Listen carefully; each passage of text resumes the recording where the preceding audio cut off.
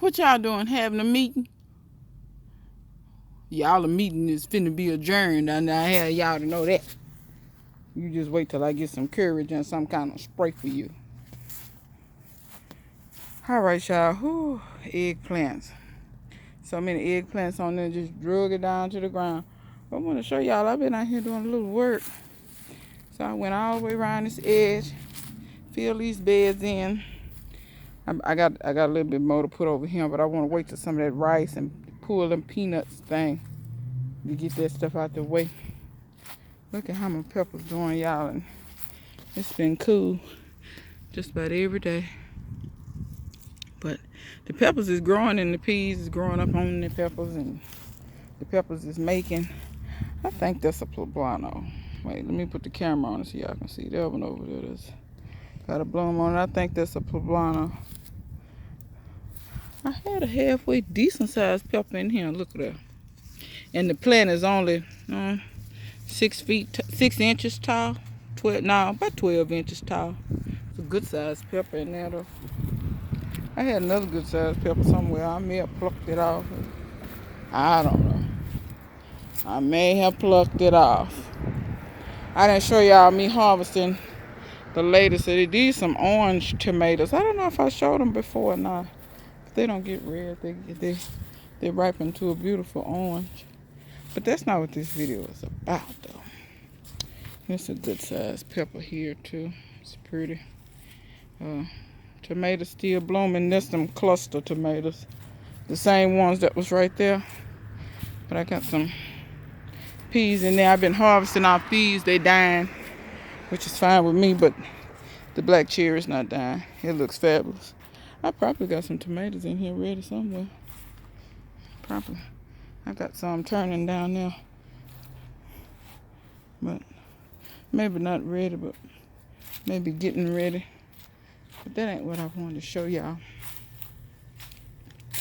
See, let's go back here.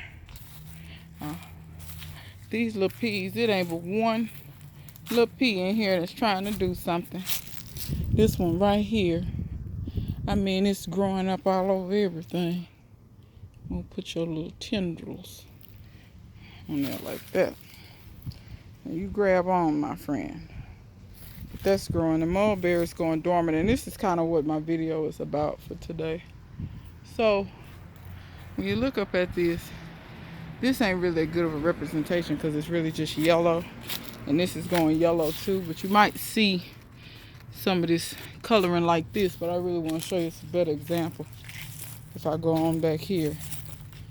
For those of you all who are new to gardening, you might see your plants looking, crazy or starting to look sickly as the weather changes. For instance, you see this? And then my blueberries, you see they're starting to, but if you look at them, they don't look, they were pretty one color green, but now they look all kind of two-tone colored, and they're starting to get this color. And the more they lose their green, the more you'll see this pinkish red. Just like your blackberries and raspberries will start getting all these spots on them. And if you're not familiar with that, you may think that your plants are in distress or sick or something, when they're not. Y'all excuse me, I've been cleaning some mats out here. But the better example that I have is back here. Because some of my figs, it's not just the color change. You'll see that spotting. And you might think that spotting is disease or something like that. But if you get accustomed to seeing it and pay attention to what your plants do, then you'll know that it's just the deciduous trees and plants just doing what they do. They're going to sleep. Just like, see this one, how spotted it is? It actually kind of looks sick. It doesn't just look like it's just changing colors and that's all it's doing. You'll also notice the leaves will come off really, really easily. I try to throw those leaves back down at the bottom and let them compost down. But then you'll notice these are the brown turkey figs. But you'll notice over here, my Violette de Bordeaux, They look perfectly fine. So, and this is not the first year that I've had those. It's the second winter because I got them right before winter last year. And they were much smaller than that. But these brown turkeys I've had for a long time. And this is just that they're always the first fig for me to lose his leaves. So every time you get a new variety, you know, they vary a little bit. You have to pay attention and see what they kind of do. And then that way you won't be so alarmed. See how the persimmon, see, it's not so much the color change. Sometimes you see that spottedness and you might think that that's disease. It's not. Your plants are okay. They're just going to sleep. But the persimmon always does this pretty orange red thing. It's always the first tree to do that. See all this spottedness up here? If you're not familiar with this in an apple, you might think that that's sick, but it's not. It's and I'm showing this because I don't think I've ever shown it before. And actually one of my subscribers did a video and she was concerned for good reason. And so, you know, I did leave her a comment and tell her, no, this stuff's just going to sleep. It's okay. But you can just kind of see, this is kind of what pear looks like once it, and like I said, you know, you grab the leaf and it comes, I mean, it's just, you barely touch it and it comes off in your hand. So, the leaves, now see, these don't have as many spots on it. See how they're just slowly turning yellow and eventually they'll turn orange. But then, you know, you'll have some of them that'll become spotted.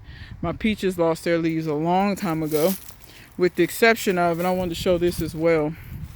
My peaches did, they look diseased when they lose their leaves. Something eats the leaves. I don't know what eats them. They become really holey and spotty. I don't worry about it. Because it's going to sleep. It's just what it's supposed to do. This is my other peach. Now notice this over here. This over here is coming from the rootstock.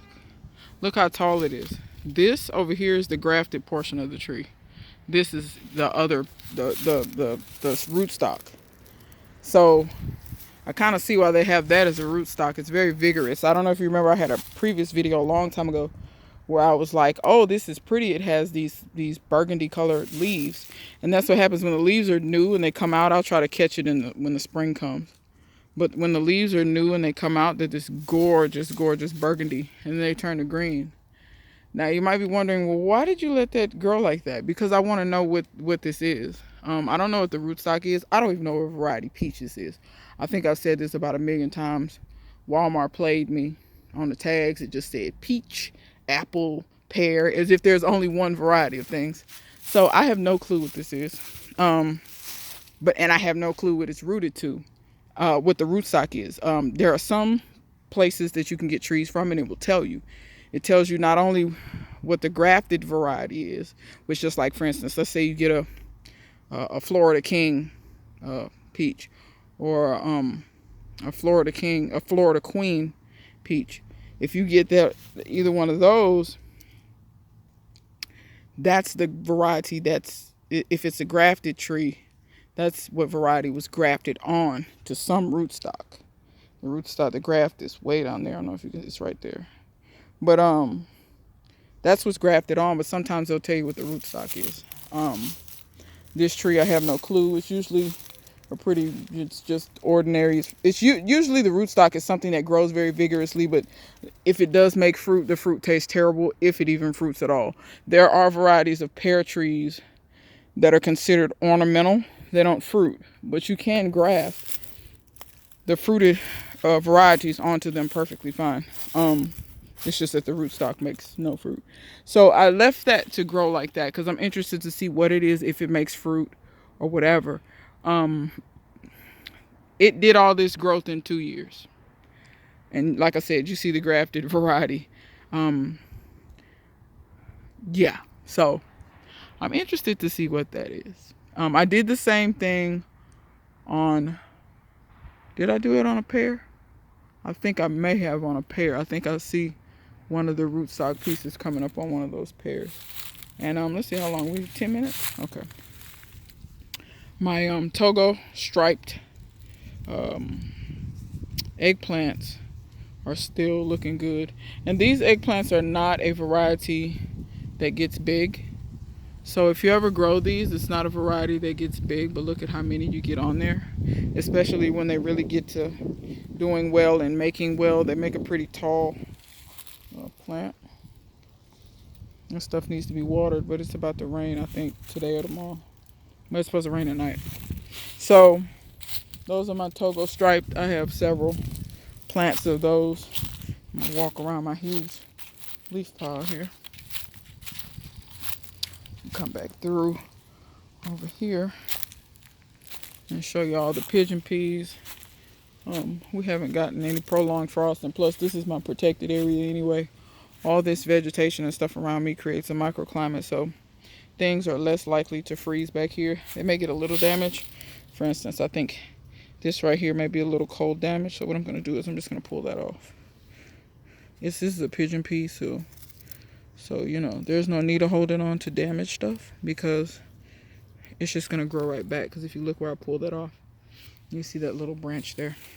And I have pinched the tips out of these several times, so I think last time you saw them, they were little whipped, but now you see they have branches, and I've pinched the tips out of the tops of that to make them branch even more, if you notice. Let's see if I can get to show y'all. See, there's a branch, there's a branch.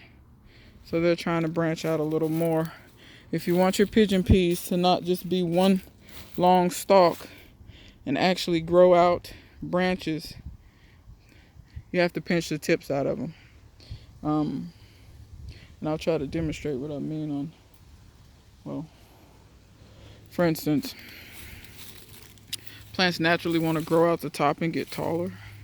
They will branch, but if you leave them to their own devices, sometimes they're less likely to branch, and the dominance in the top. So you see, if I can get this to focus, it's so dark back here. So you see this right here?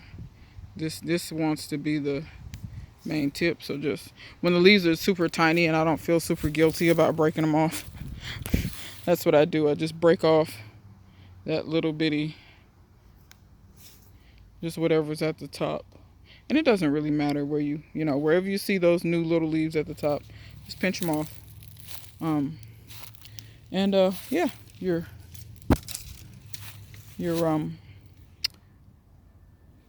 pigeon peas will branch out. You see how these 3 leaves, one of them got damaged perfectly. It's okay.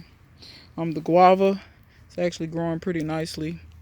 None of the guavas are damaged or anything. Like I said, I planted this like this on purpose. It's going to be a microclimate. My Violette de Bordeaux and my LSU Golds are the last to lose their leaves. And you can see where I cut a cutting off of this. And within 3 months, about 3 months, it grew all that back. It grew all that back. That's my elderberry.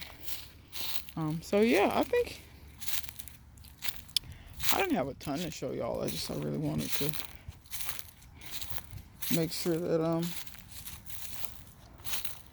y'all saw